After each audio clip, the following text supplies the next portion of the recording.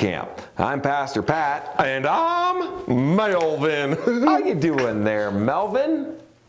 Well, I'm swell. Long time no see. I guess some people are just too busy to take time for their friends. Oh, that's true. I have been busy lately, and I'm sorry about that. We've had Mother's Day and Pentecost and Memorial Day. You? Me! It's not all about you, you know. Oh, sorry. Yep.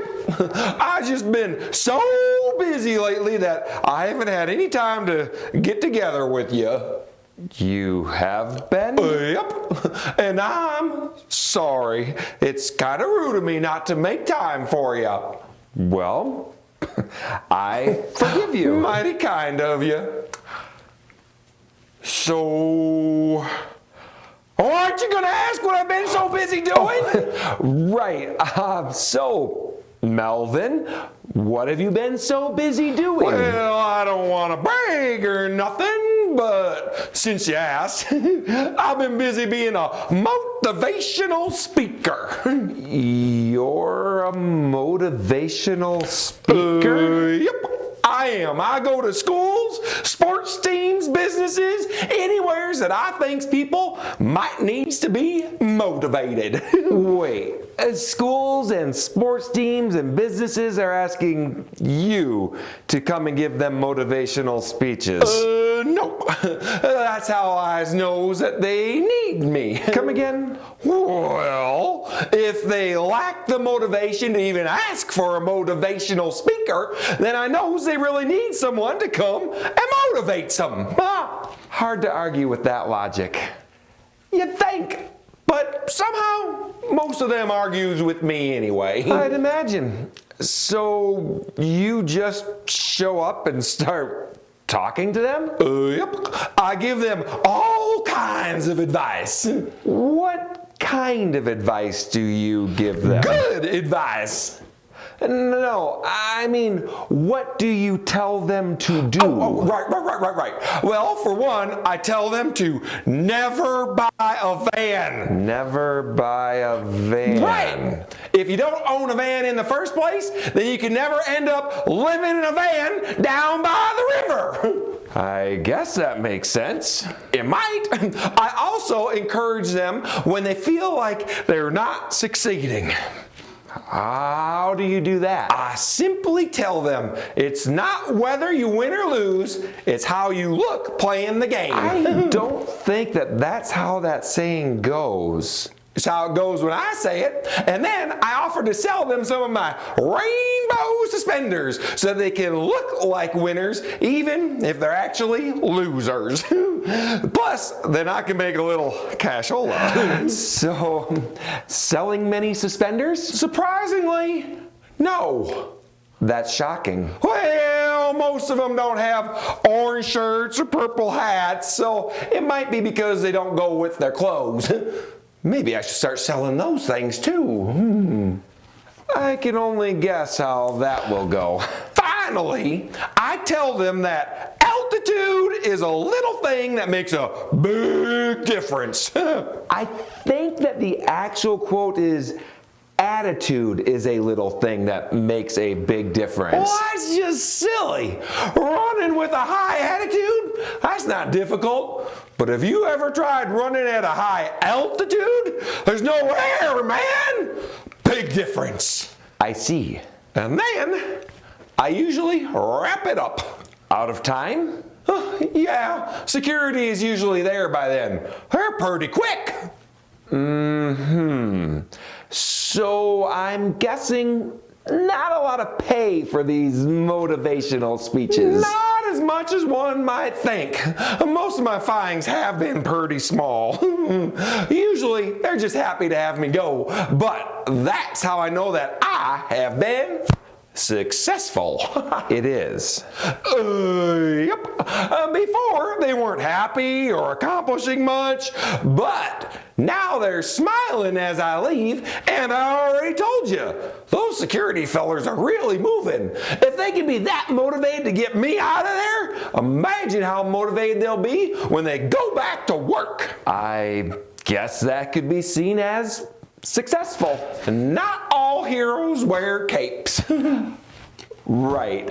I'm not sure that motivational speaker is necessarily the right job for you. Why not? Well, people need to be very careful whose advice they listen to, and that the people advising them are truly wise. Are you saying that my advice is not truly wise? Are you saying that I'm not truly wise? Technically, I never said that. Okay. I just think it's very important to know that what you're listening to is good. I mean, you yourself said that the people you're talking to don't know you, so that could be hard for them. I guess I hadn't thought about that. In 1 Kings chapter 12, Rehoboam, Solomon's son, he's become king of Israel after the death of his father. The people approach him to ask him to be a little easier on them than Solomon had been. They say that if he does that, then they'll serve him. So, does he? Well, he sends them away for 3 days so that he can think about it. And then he summons his counselors so that he can hear what advice they have for him. Smart. Kinda. You see, he summons two groups of advisors. One group is older. They're the wise people who advised his father. They tell him that if he listens to the people and serves them well, then they will always be true to him. Well, that makes sense.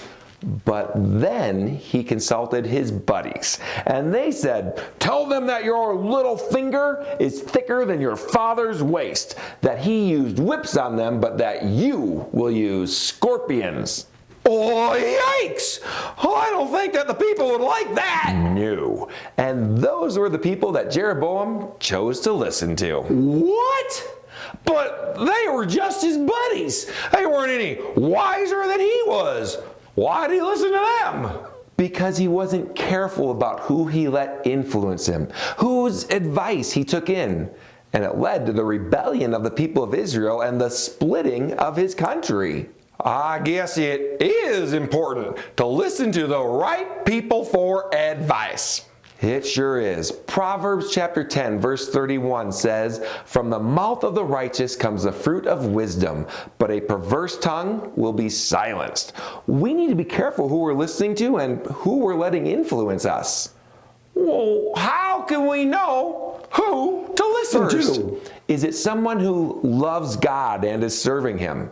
Second, do you see evidence of wisdom in their lives? Well, what do you mean? Well, do their lives show the results of wise choices, or are they living a bit of a mess? Oh, that makes sense. Another good thing to ask is, does this person have more experience or knowledge than I have? I mean, very often that means looking to someone who is older, or at least who has been following God longer. Well, if they had more time to learn, then they've probably learned more. Hey, that's pretty good, Melvin. Maybe you do have a future in motivational speaking. Thanks. Finally, always pray about and compare to the Bible what someone advises you to do. Make sure that it lines up with God. I see. Well, I gotta go. Really? Why? Well, you've been saying some pretty good sounding things, but I want to make sure you're right. So I'm off to check my Bible. Bye! Well, I'm glad to see you're putting it into practice. Bye, Melvin. It's good to get advice. Just make sure that you're getting good advice. I'm Pastor Pat with Base Camp, a ministry of Summit Church in beautiful Bozeman, Montana. We meet every Sunday at 10 o'clock, and you can also find us online at summitchurchmt.com and on Facebook and YouTube at Summit Church MT.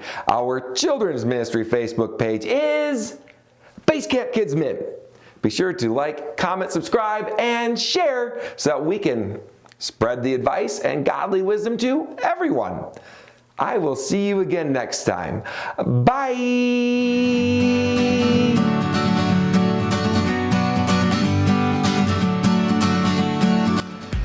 I got it! got it. I can't be a motivational speaker, but I could write a book. Now, where did I leave my crayons?